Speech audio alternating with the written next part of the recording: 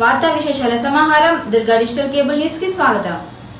IKP హమాలీల సమస్యలపై ఈ 8వ తేదీన జరిగే చెలో కలెక్టరేట్ ను విజయవంతం చేయాల్సిందిగా సిఐటియు నాయకులు పంతం రవి కోరారు. ఈ రోజు సిఐటియు కార్యాలయంలో ఈ కార్యక్రమానికి సంబంధించిన గోడ ప్రతులను ఆవిష్కరించారు. ఈ కార్యక్రమంలో నాయకులు మూషం రమేష్, గజ్జల శేఖర్, పిట్ల ఎల్లయ్య, రామరెడ్డి, వెంకటరెడ్డి తదితరులు పాల్గొన్నారు. हमारी कार्मिकुल ऐक्यता हमारी कार्मिकुल ऐक्यता పోరాడదాం హమాలీ కార్మికుల సమస్యల పరిష్కారం అయ్యేంత వరకు పోరాడదాం పోరాడదాం పోరాడదాం హమాలీ కార్మికుల సమస్యల పరిష్కారం అయ్యేంత వరకు పోరాడదాం పోరాడదాం జిందాబాద్ సిఐటియు జిందాబాద్ జిందాబాద్ హమాలీ కార్మికుల ఐక్యత వర్ధిల్లాలి హమాలీ కార్మికుల ఐక్యత వర్ధిల్లాలి హమాలీ వాళ్ళ సమస్యల పరిష్కారం కొరకు మరి అదే క్రమంలో గత 3-4 సంవత్సరాల కాలం నుండి ఇందిరా క్రాంతి పథకం ఐకేపీలో కానీ సొసైటీలో కానీ పనిచేస్తున్న కార్మికులకు వేతనాలు పెరగడం లేదని, మరి అదే క్రమంలో ఈ మధ్యకాలంలో ఈ 2-3 సంవత్సరాల కాలంలోనే మార్కెట్లోని నిత్యావసర సరుకుల ధరలు 100-200% పెరిగాయని, ఆ పెరిగిన ధరలకు అనుకూలంగా హమాలీ కార్మికులకు వేతనాలు పెంచాలని, అదే క్రమంలో వాళ్ళ జీవితకాలం మొత్తం కూడా హమాలీ కార్మికులకు పనిచేసినా కానీ వాళ్ళకి కనీసం ప్రభుత్వం నుండి గుర్తింపు కార్డులు లేవు, మరి ఎంఆర్ఓ ద్వారా గుర్తింపు కార్డులు ఇవ్వాలని, అదే క్రమంలో అర్హులైన ఎస్సీ ఎస్టీ బీసీల హమాలీ కార్మికులకు 3 ఎకరాల స్థలం ఇవ్వాలని మరియు డబుల్ బెడ్రూమ్ ఇల్లు నిర్మించి ఇవ్వాలని డిమాండ్ చేస్తూ తేదీ 8/11/2016 మంగళవారం రోజున రాజన్న సిరిసిల్ల జిల్లా కొత్త బస్టాండ్ నుండి కలెక్టర్ కార్యాలయం వరకు పెద్ద ఎత్తున ర్యాలీ ధర్నా ఉంది కనుక జిల్లాలోని హమాలీ కార్మికులందరూ కూడా వారు తమ పనులను బంద్ చేసుకొని ఈ ర్యాలీ ధర్నాను విజయవంతం చేయాలని ఆల్ మండల్ హమాలీ వర్కర్స్ యూనియన్ సిఐటిగా వారికి విజ్ఞప్తి చేస్తూ ఉన్నాము. మరి ఈ రోజు చూసినట్లయితే హమాలీ కార్మికులకు ప్రభుత్వం గతంలో 12 రూపాయలు ఇచ్చేది ఈ తెలంగాణ ప్రభుత్వం అధికారంలోకి వచ్చి నుండి ఆ 12 రూపాయలు కూడా తగ్గించి 4 రూపాయలు ఇస్తూ రైతులకు హమాలీ కార్మికుల మధ్య షాట్లతో కోసి కొట్లాడ పెట్టిన మాదిరిగా వ్యవహరిస్తుంది కనుక ఇప్పటికైనా ప్రభుత్వం వెంటనే ఈ వైపున చర్యలు తీసుకొని హమాలీ కార్మికులకు వెంటనే వేతనాలు పెంచే విధంగా చర్యలు తీసుకోవాలని మేము సిఐటిగా డిమాండ్ చేస్తా ఉన్నాం. ఈరోజు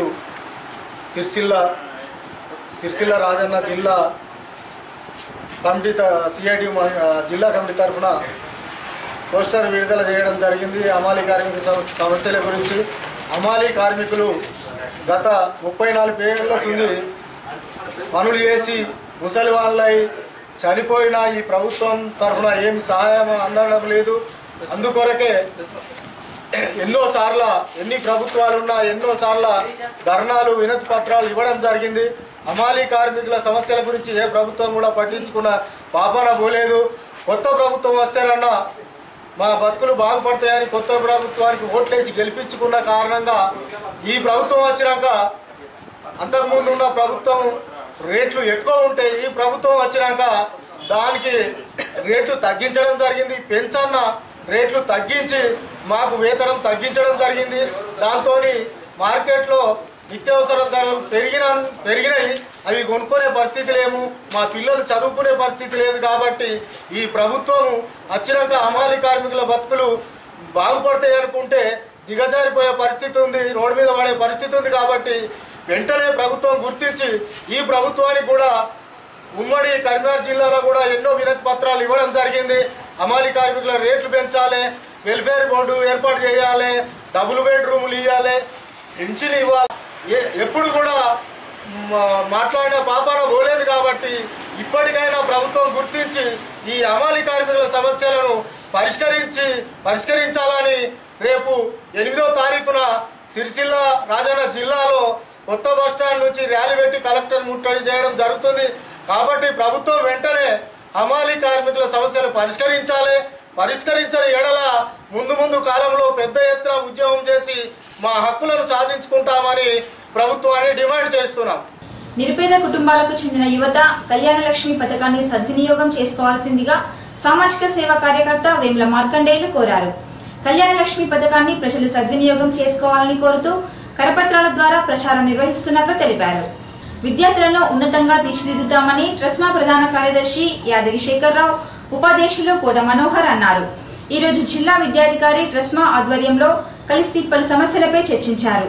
ఈ కార్యక్రమంలో జిల్లా అధ్యక్షులు ఆర్సీరావు, ప్రధాన కార్యదర్శి నాగల శ్రీనివాస్, కల్వకుంట్ల నాగేశ్వరరావు, మారం వేణు, మండల చిరంజీవి తదితరులు పాల్గొన్నారు.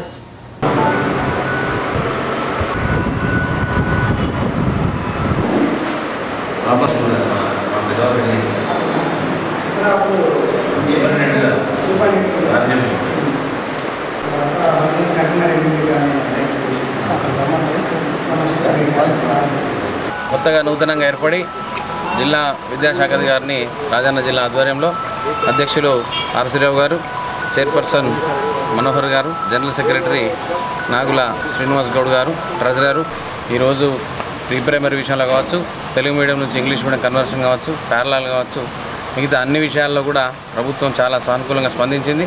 ఇందుకు గాను మేము డిఓఆర్ కూడా కొన్ని చిన్న చిన్న సమస్యల పట్ల విన్నవించుకున్నాం. వారు కూడా మంచిదని చెప్పడం జరిగింది.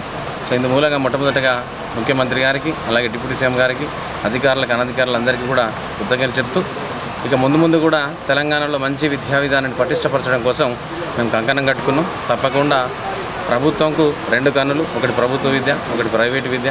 ఈ 2 విద్యల్లో ఒక కన్ను ప్రైవేటు కాబట్టి ఇలా సగభాగం కన్నా ఎక్కువ మేము విద్యార్థులకు సేవను అందిస్తూ ఉన్నాం.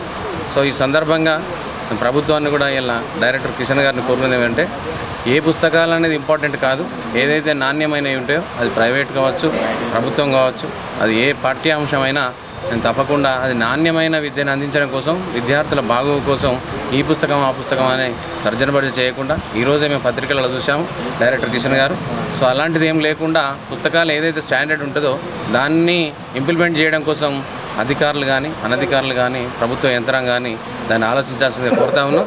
ప్రత్యేకంగా కోరేది ఏంటంటే, ఖచ్చితంగా ప్రైవేట్ పుస్తకాలు వద్దు, ప్రభుత్వ అంటే ఆ పాఠ్యాంశాలు వద్దు అనే ఆలోచన నుంచి అంటే మానుకోవాలని. సో నెక్స్ట్ ఇంకొకటి ఏంటంటే, ఎన్నో ఏళ్ళ నుంచి కూడా ప్రైవేట్ పుస్తకాలు చాలా కంపెనీస్ అంతా కూడా స్టాండర్డ్ అయి ఉన్నాయి. ఇలా సిబిఎస్ఈ కావచ్చు, ఐసిఎస్ఈ కావచ్చు, పుస్తకాల గిది అనేది ఎక్కడ కూడా లేదు. ఇంటర్నేషనల్లో కానీ, ఈవెన్ నేషనల్లో కానీ, మిగతా రాష్ట్రాల్లో కూడా. సో మన రాష్ట్రం కూడా అలానే ఆదర్శంగా తీసుకొని దాని నుంచి మానుకోవాలని, ఖచ్చితంగా ఇదే అని అనకూడదు. ఈవెన్ టెట్ కూడా కొన్ని సంవత్సరాల నుంచి పనిచేస్తూ ఉన్నారు, 10 సంవత్సరాలు, 12 సంవత్సరాలు, 20 సంవత్సరాల నుంచి ప్రభుత్వంలో కూడా పనిచేస్తూ ఉన్నారు. టెట్ పాస్ అయిన వాళ్ళు ఎక్కడ లేరు. సో అలాంటి నియమ నిబంధనలు కూడా టెట్ అనే అంశాన్ని కూడా తీసివేయాలని, ఒకవేళ టెట్ కనుక ఖచ్చితంగా మార్కెట్లో దొరికినట్లయితే మేము పెట్టడానికి మాకు పెద్ద అది ఇంప్లిమెంట్ చేయడానికి పెద్ద ఇదేం కాదు, అది నామోషి కూడా కాదు. సో కానీ మార్కెట్లో లేరు. సేమ్ టైం ఇలా ప్రభుత్వంలో కూడా 5 ఏళ్ళు 10 ఏళ్ళు ఎక్స్పీరియన్స్ ఉన్నది, వాళ్ళు కూడా టెట్ పాస్ అయినట్టు ఎక్కడ దాఖలాలు లేవు.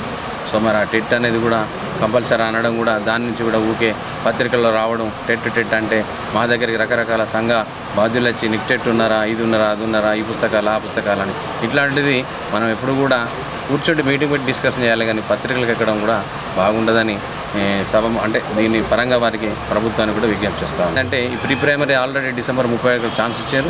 ప్రతి ఒక్కరు కూడా ఆ ప్రీ ప్రైమరీ ఛానల్ కట్టి ఖచ్చితంగా ప్రీ ప్రైమరీ మనం గుర్తుకు తీసుకోవాలి. ప్రభుత్వం ఈ రకంగా మనకు సపోర్ట్ చేస్తూ ఉంది.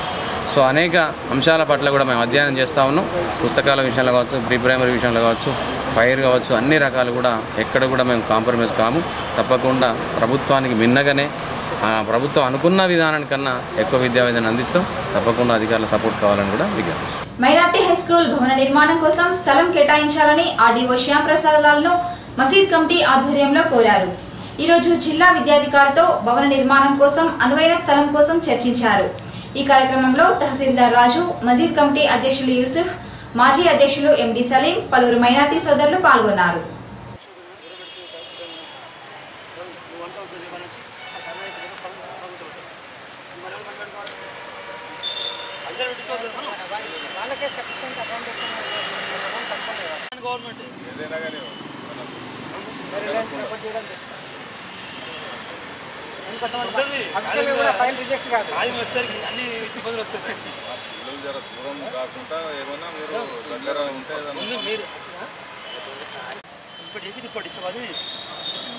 ఇంకొక దారి ఉంది సార్, పార్క్ ముందు ఒక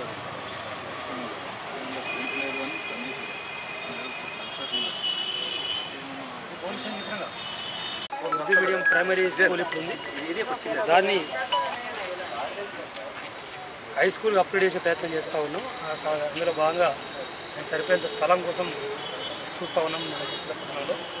అందులో భాగంగా ఇది ఒక స్థలాన్ని చూడడం జరుగుతూ ఉంది. కానీ ఇందులో కొన్ని సమస్యలు మనం దృష్టి రావడం జరిగింది. ఇంకా దీంతో పాటు ఇంకా 2-3 పాత పాఠశాల కానీ, తక్కువ శ్రద్ధల పాఠశాల కానీ, అయితే వేరే ఎక్కడైనా స్థలం చూడడం జరుగుతూ ఉంది.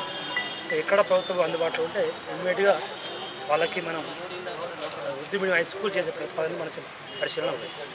బహుజన ఉపాధ్యాయ సంఘం తంగళ్లపల్లి అధ్యక్షులుగా బుక్కె సుధీర్ ఎన్నికయ్యారు. కార్యదర్శిగా కొయ్య నర్సయ్య ఏకగ్రీవంగా ఎన్నికయ్యారు. ఉపాధ్యాయుల సమస్యలపై ఉద్యమిస్తామని అన్నారు. ఈ వార్తలు ఇంతటితో సమాప్తం. నమస్కారం.